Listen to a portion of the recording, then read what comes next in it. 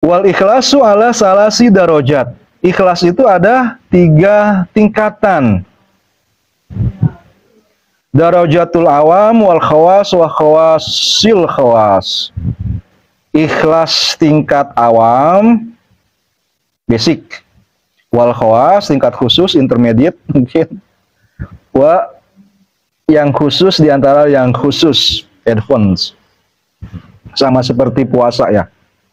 Ada 3 tingkatan seperti ini. Fa ikhlasul awam, ikhlasnya orang awam, huwa ikhrajul khalqi min muamalatil haqqi. Mengeluarkan semua makhluk dalam interaksinya dengan Khalik. Ada yang ikut serta makhluk itu, segala sesuatu selain Allah. Ya manusia, ya benda-benda, batu berharga misalnya, uang, atau status yang sifatnya abstrak. Itu juga semuanya tidak dia ikut sertakan dalam muamalah atau interaksinya dengan Tuhan.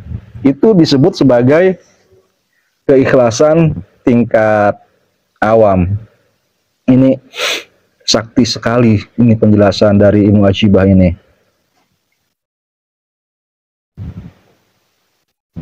Ma'atolabil huzuzid dunyawiyah wal ukhrawiyah. Oh, oke. Tapi masih disertai yang awam ini keinginan untuk mencari keuntungan duniawi dan ukhrawi. Oke. Jadi dia membersihkan, menjernihkan dirinya dari segala sesuatu selain Allah, tapi dia masih mencari keuntungan duniawi dan ukhrawi. Tahibzil badani wal mali wa sa'atir rizki wal fusuli wal fur. Seperti dia ingin menjaga kesehatan tubuh, melindungi hartanya, mencari keluasan rezeki, mendapatkan istana di surga dan bidadarinya. Jadi misalnya ikhlas puasa itu hanya untuk Allah, tapi masih ingin sehat. Nah, itu ikhlas awam. Ikhlas sedekah itu, tapi masih ingin, oh kalau saya nggak ikhlas nanti harta saya kena bencana, hilang, kecopetan, atau ya barang saya jadi nggak berkah, baru dibeli udah rusak, dan sebagainya. Infak deh untuk menjaga harta, itu udah oke, udah disebut sebagai ikhlas, tapi ikhlas awam. Atau keuntungannya bukan keuntungan duniawi, saya puasa, infak supaya saya dapat istana di surga, itu ikhlas awam kata Ibnu Ajibah. Wa ikhlasul khawas tolabul huzuzil ukhrawiyah dunad dunyawiyah. Keikhlasan tingkat menengah, tingkat yang sudah istimewa, itu adalah tidak lagi mencari keuntungan duniawi, hanya keuntungan ukhrawi saja, surga. Wa ikhlasu khawasil khawas ikhrajul huzuzi bil kulliyah.